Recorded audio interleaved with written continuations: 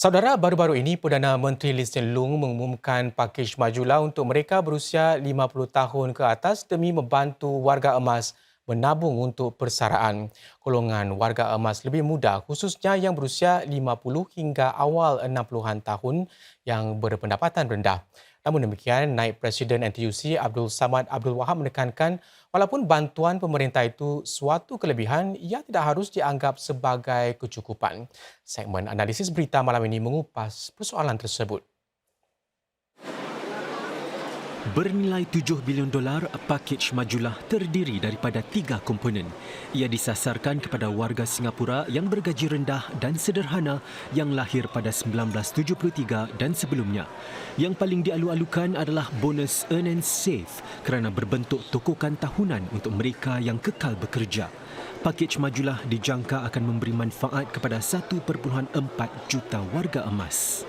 Pakej ini adalah suatu yang dinanti-nantikanlah bagi golongan mereka dan juga bagi gerakan buruh yang sentiasa menyuarakan hasrat pekerja untuk mereka yang bergaji rendah, yang mereka selalu mengetengah kebimbangan mereka tidak cukup duit persaraan apabila itu berumur persara. Dengan itu, bantuan dari pemerintah dari segi pakej majulah ini akan dapat meringankan bebanan para pekerja yang tidak mencukupi basic retirement sum.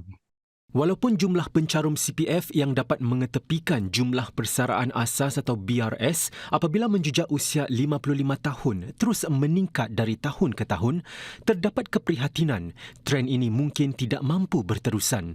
Ini kerana jumlah BRS akan naik 3,5% setiap tahun sepanjang 5 kohort seterusnya untuk mengambil kira kadar inflasi serta peningkatan pada taraf kehidupan.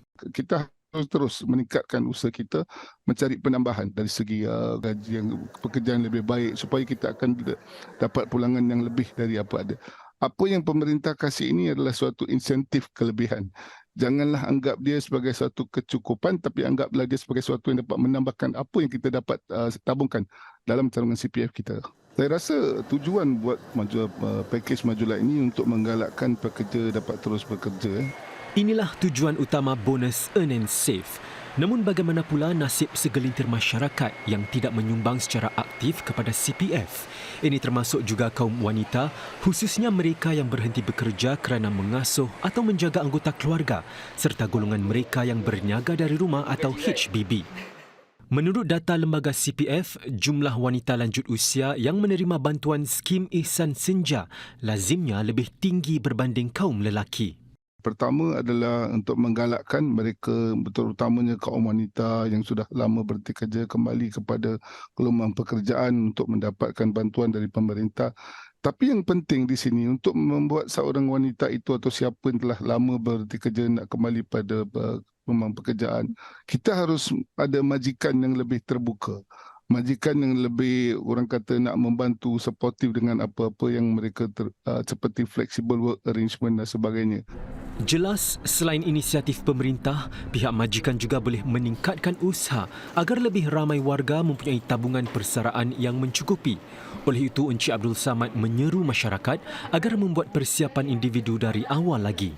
Sebagai satu pemerintah yang sentiasa memberitahu hal ehwal masyarakatnya akan terus membantu. Tetapi sebagai seorang individu maupun pekerja, kita harus mengetahui apakah perbelanjaan yang diperlukan apabila kita bersara, jaga kesihatan kita. Jadi individu bermain peranan lebih penting untuk pastikan wang persaraan dalam CPF itu berkecukupan apabila mereka tiba bersara dan sekiranya mereka berpeluang untuk terus bekerja, maka itu adalah lebih baiklah. Untuk itu, mengasah kemahiran atau mempelajari kemahiran baru juga penting, kata Encik Samad, agar kekal relevan dalam dunia yang berubah-ubah.